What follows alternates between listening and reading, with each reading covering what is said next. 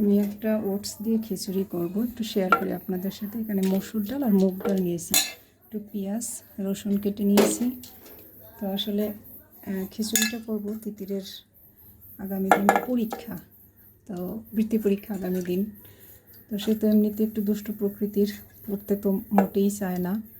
তো এখন হয়তো বা পরীক্ষার টেনশন নাকি যাই হোক, তার জ্বর এসে গেছে, মাথা ব্যথা, বিভিন্ন রকম সমস্যা শুরু হয়ে গেছে আর কি। দিয়ে দিলাম লবণ।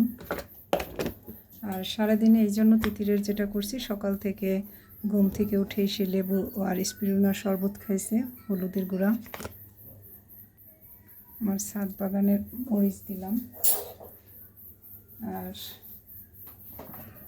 তো তারপর হচ্ছে কি খাওয়ালাম, স্পিরুলিনা লেবুর শরবত, তারপর হলুদ বুস্টার খাওয়ালাম আমন্ড মিল্ক দিয়ে, তারপর একটা মশলা চা খাওয়াইছি, শেফালি ফুলের পাতা খাওয়াইছি, শরবত।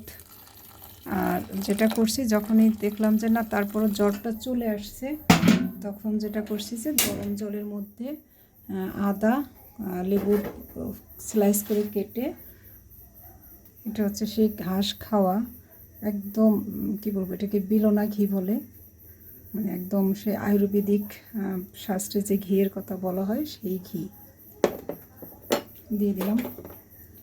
একটু নাড়াচাড়া করে নেই, এটা ফুটুক। তারপর আমি দিয়ে দেবো স্টিল কাট ওটস, এটা ভিজানো, সকালে ভিজিয়ে রেখেছিলাম। এবার ঢেকে দিয়ে একটু দেখাই, ডালটা সিদ্ধ হয়ে গেছে। এবার আমি এখান থেকে যে ওটস ভিজিয়ে রেখেছিলাম সবটুকু আমি দেবো না, অল্প একটু দিয়ে দেবো, আর দেবো না।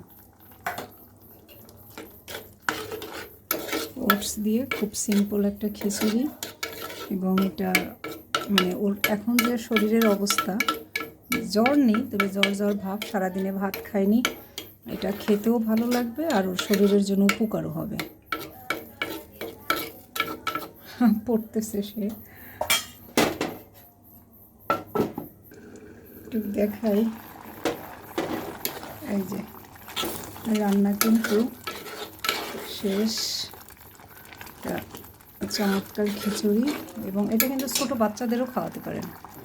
এটা হচ্ছে শাহি গরম মশলা দিয়ে আমি দিয়ে দিলাম। এটা কিন্তু কৃষি পরম্পরা, শহীদুল স্যারের থেকে নেওয়া আমার এই মশলাটা। তো এই হচ্ছে তিতিরের জন্য আমি খিচুড়ি করলাম। যারা ছোট বাচ্চা 6 মাসের পর মায়ের দুধের পাশাপাশি যে কী খাবার দিবেন তারা কিন্তু এটা খাওয়াতে পারেন।